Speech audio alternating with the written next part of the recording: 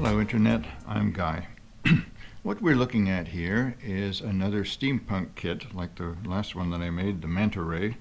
And this one looks a little bit like a minion to me, but they say it's an egg or something like that. But it's all made out of metal rather than plastic, which I rather like.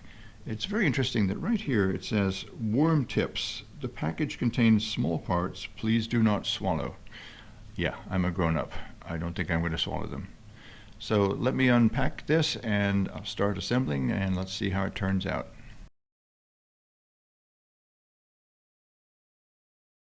Okay, I've got all the parts laid out. This is a process known as knolling, something I learned from Adam Savage's videos.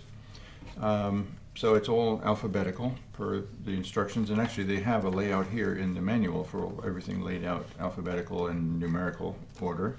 What's really impressive to me though is it comes with a pair of pliers, which are halfway decent, a little screwdriver, a pair of tweezers, little wrenches, a little interesting wrench with multiple sizes here, presumably for metric, and a little tiny Phillips head screwdriver as well. So that's pretty cool. I'm going to sit here and study the instructions a little bit and come back to it and get started with page 1. It's all in Chinese, so it's going to be interesting. There is Arabic numbers indicating what sequence to do everything in. So I'm going to jump right in one moment. Okay, so this is starting to look like that. I've got all these parts assembled. These are nylock nuts, so it means it has a little nylon ring in it that makes it so that it can't come loose. But I like this, that you can fiddle around with that, and obviously I can slide that up a bit more and maybe lock that in if I want to. If I tighten it this way, it'll fix it. So what I'm going to do now as part of my practice here is, once I've completed one step, I'm going to take the bags that are empty and just put them out of the way somewhere, get rid of them. So then I can put these back in their proper places in the rest of the array there, and it makes it easier to find everything. So step 1 complete. Okay, on to step 2 here. So I have to position this per the photo, and then this screw and these parts are going to go in from the side here.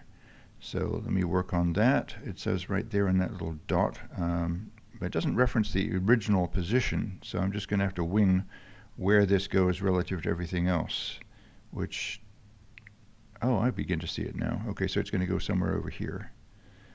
Okay, carrying on. Okay, so this was really tedious to install there because I had to find that little hole with a pair of tweezers holding that screw to get it in there. And my fingers are too big for this, but I'm figuring it out.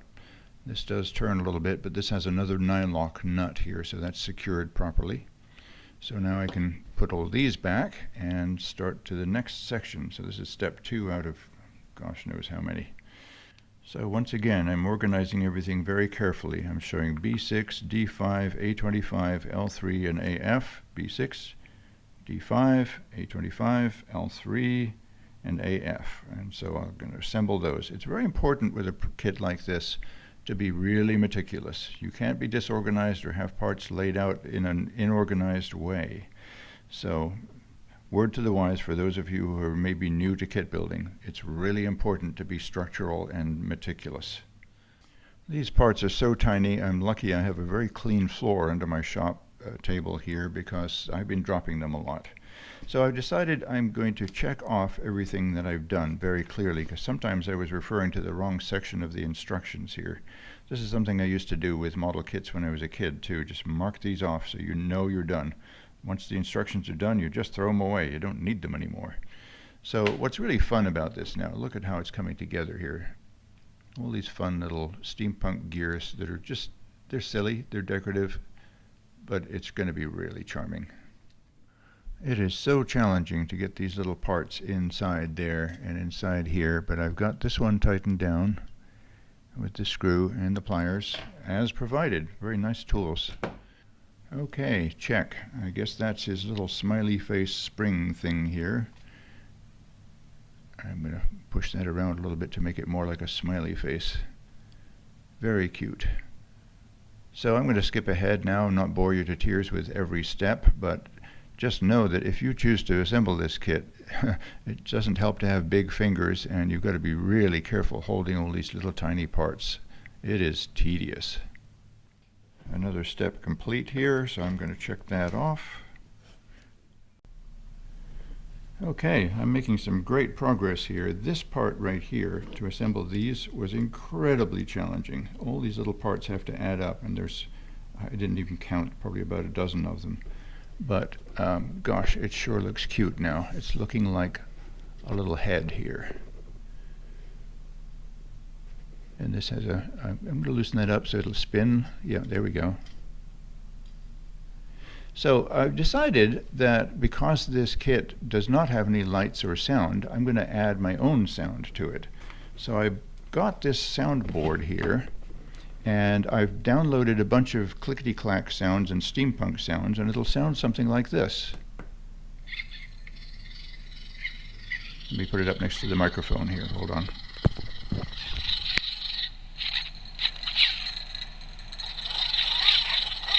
So it sounds very steampunk mechanical, and it runs for about a minute, so you get the idea. I guess I can stop it now. So one of the cool things is that when I play this sound, there's a little LED that comes on in here, and I can strap some wires onto that and run LEDs out into the head somewhere, so I can have some little blinky, or, well, not blinky, but just steady on LEDs somewhere in the head here. So that's going to make my own spin on this whole project, and I think it'll be interesting.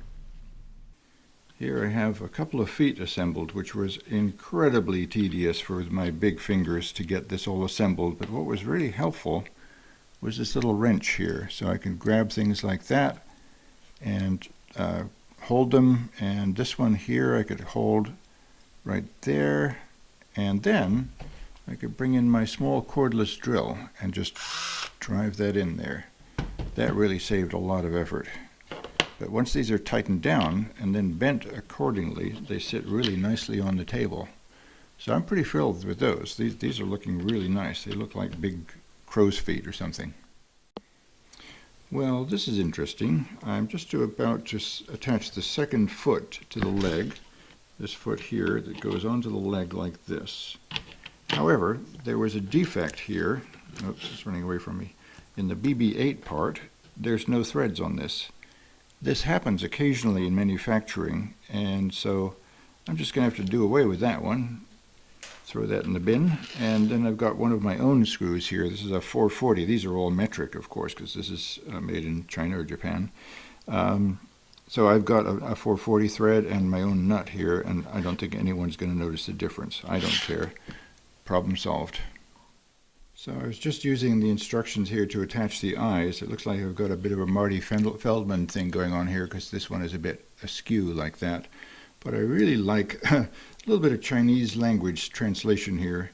You can spell according to your favorite position. Well, yeah, I think I can spell. I think they meant position the eyes where you want them. And since mine didn't quite line up right, I'm looking a little off axis on this eye, but I don't mind at all. It's fine. Okay, I'm finished with the assembly of the actual robot here. So here's the head all finished.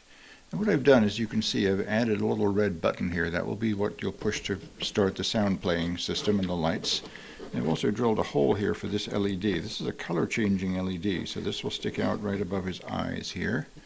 And what I did with the electronics, I had to round it off a little bit to get it to shove inside of here, and I glued the battery onto the back there. So the speaker will just drop right in there very carefully, and it will happen to just sit, if I get it just right, it'll just sit right in there like that.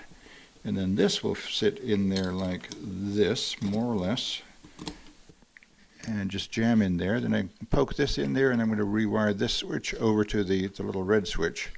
And hopefully you'll just be able to push a button and we'll hear sounds and lights. So let me just push this now to demonstrate. You can see this light will turn red, and then it'll change color to green, and so on. So it'll be sticking out the front right above its eyes. So be back in a moment when this is all assembled. Alrighty, so now you can see I've got the bottom part all completed here, and the top part is all assembled with the electronics tucked inside there. And so I just have to assemble this. Let's see, that is the rocket part that goes in the back. This just drops right on here, kind of like that, I guess. There.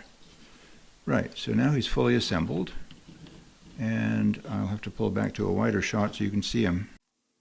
Okay, fully assembled and ready to deploy into the world. And I push the button back here. Now we can watch him going around here.